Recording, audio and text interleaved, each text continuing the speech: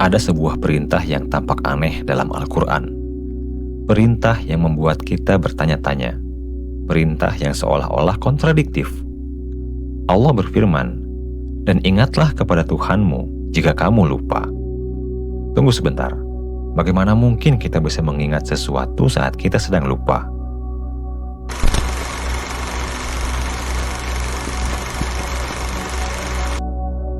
Bukankah ketika kita lupa, kita tidak tahu apa yang kita lupakan?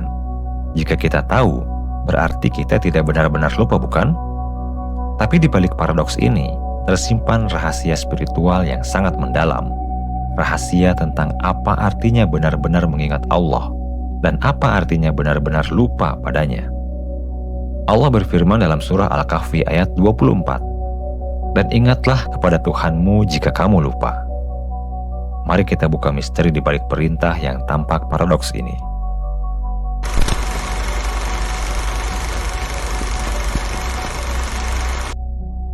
Tentu kita akan bertanya, apakah kita bisa mengingat sesuatu saat kita lupa? Ini pertanyaan yang sangat logis, sangat masuk akal. Dalam kehidupan sehari-hari, ketika kita lupa nama seseorang, kita tidak bisa tiba-tiba mengingatnya hanya karena ada yang bilang, "Ingat dong." Ketika kita lupa menaruh kunci, kita tidak bisa langsung ingat hanya karena kita disuruh mengingat. Lupa itu berarti tidak tahu, tidak sadar, tidak hadir dalam kesadaran. Maka bagaimana mungkin kita bisa mengingat sesuatu yang sudah keluar dari kesadaran kita? Tapi ternyata, ketika bicara tentang mengingat Allah, maknanya berbeda. Sangat berbeda. Ini bukan tentang mengingat dalam arti memori. Ini tentang mengingat dalam arti kehadiran.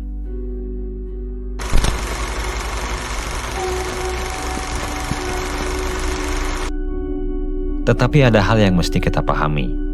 Mengingat Tuhan adalah saat mampu melupakan selain dirinya. Inilah kuncinya.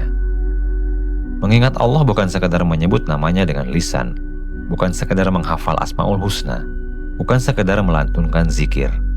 Mengingat Allah adalah kondisi di mana selainnya terlupakan. Berzikir pada Ilahi bisa terwujudkan ketika mampu memutuskan segala sesuatu selain dirinya. Bayangkan sebuah ruangan yang penuh dengan berbagai suara. Ada musik, percakapan, bising kendaraan, dan notifikasi gadget. Untuk benar-benar mendengar satu suara tertentu, kita harus melupakan atau setidaknya tidak fokus pada semua suara yang lain. Begitu juga dengan mengingat Allah. Di tengah hiruk-pikuk kehidupan ini, di tengah ribuan hal yang menarik perhatian kita, untuk benar-benar mengingat Allah, kita harus melupakan yang lain. Bukan berarti kita tidak tahu yang lain masih ada, tapi kita tidak memberi perhatian, tidak memberi tempat di kesadaran. Seluruh fokus, seluruh kehadiran hanya untuknya.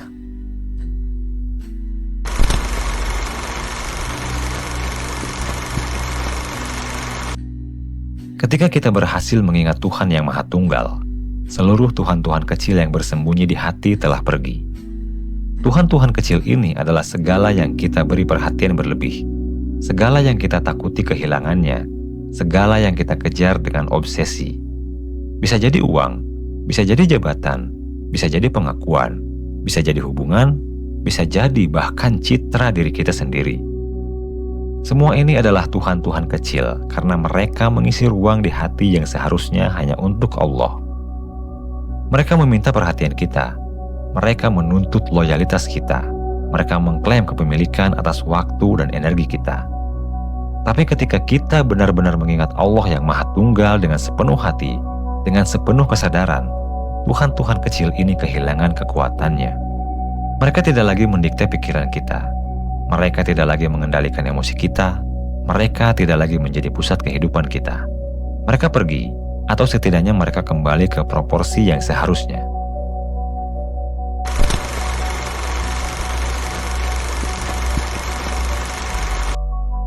Pada saat itulah, mengingat Tuhan sama dengan mengingat seluruh eksistensi diri. Ini adalah paradoks yang indah. Ketika kita melupakan diri kita sendiri demi Allah, kita justru menemukan diri kita yang sejati. Ketika kita melepaskan identitas-identitas palsu yang kita bangun, kita justru sampai pada hakikat diri kita. Pada saat itu, Berzikir pada ilahi sama dengan mengingat seluruh keberadaan diri yang tersembunyi. Tidak ada yang hilang, justru semuanya ditemukan. Seluruh hakikat hadir di dalam Yang Maha Tunggal. Semua yang kita cari, cinta, kedamaian, makna, tujuan, dan kebahagiaan, semuanya ada di dalamnya. Ketika kita mengingatnya, kita mengingat semua itu. Ketika kita dekat dengannya, kita dekat dengan seluruh hakikat kehidupan. Maka zikir sejati bukan tentang kehilangan diri. Zikir sejati adalah tentang menemukan diri yang paling sejati. Diri yang tidak terbatas pada identitas sosial, tidak terbatas pada peran-peran yang kita mainkan, tidak terbatas pada ego yang kita bangun, tapi diri yang bersumber darinya, diri yang bercahaya dengan cahayanya, diri yang abadi karena terhubung dengan yang kekal.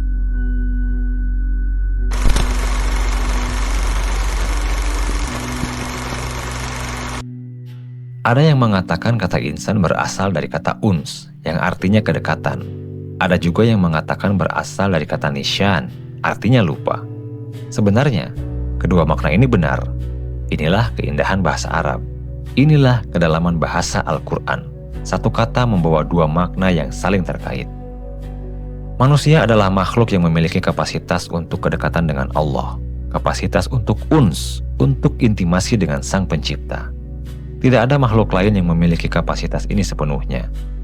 Malaikat memang dekat, tapi mereka tidak memiliki pilihan. Mereka diciptakan untuk taat.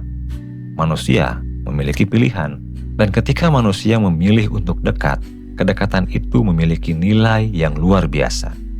Tapi pada saat yang sama, manusia juga adalah makhluk yang nisyan, yang mudah lupa.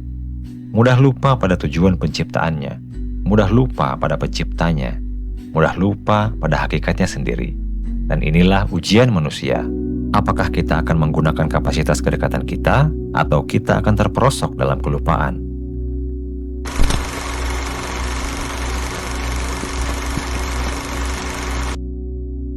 Ketika seorang pesuluk dekat dengan Tuhan, maka ia akan melupakan yang lain selain dirinya.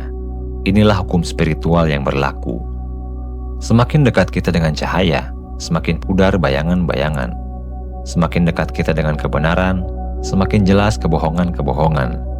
Semakin dekat kita dengan Allah, semakin tidak penting segala yang selainnya. Bukan karena kita tidak peduli, bukan karena kita tidak bertanggung jawab, tapi karena kita melihat dengan proporsi yang benar. Kita menempatkan segala sesuatu pada tempat yang seharusnya. Allah di pusat, yang lain di pinggiran. Begitu pula sebaliknya. Ketika seseorang lupa pada ilahi, maka ia sedang dekat pada selain Tuhan. Ini juga hukum yang berlaku. Kelupaan kepada Allah tidak terjadi dalam kekosongan. Kita tidak bisa lupa tanpa mengingat sesuatu yang lain. Ketika kita lupa Allah, pasti ada sesuatu yang lain yang mengisi tempatnya. Pasti ada sesuatu yang lain yang kita ingat, yang kita kejar, yang kita perhatikan. Dan semakin kita dekat dengan hal-hal itu, semakin jauh kita dari Allah. Semakin kita ingat pada dunia, semakin kita lupa pada pencipta dunia. Inilah paradoksnya. Kita tidak bisa berada di dua tempat sekaligus. Hati kita hanya bisa menghadap ke satu arah.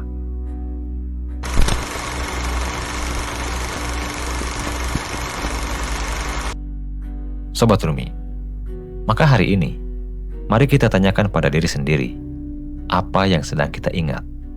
Kemana hati kita sedang mengarah? Siapa atau apa yang sedang dekat dengan kita? Jika kita merasa jauh dari Allah, jika kita merasa kering secara spiritual, jika kita merasa kosong, mungkin itu adalah tanda bahwa kita sedang terlalu dekat dengan yang lain, terlalu dekat dengan dunia, terlalu dekat dengan ego, terlalu dekat dengan Tuhan-Tuhan kecil. Maka perintah Allah sangat tepat. Dan ingatlah kepada Tuhanmu jika kamu lupa. Jika kamu lupa, maksudnya jika kamu sedang mengingat yang lain, jika kamu sedang fokus pada yang lain, jika kamu sedang dekat dengan yang lain, maka ingatlah kepada Tuhanmu. Kembalikan fokus, kembalikan perhatian, kembalikan hati dari yang banyak ke yang tunggal, dari yang fana ke yang kekal, dari yang terbatas ke yang tak terbatas. Dan ketika kita mengingatnya, kita akan melupakan selainnya. Dan dalam melupakan selainnya, kita justru menemukan seluruh hakikat diri kita.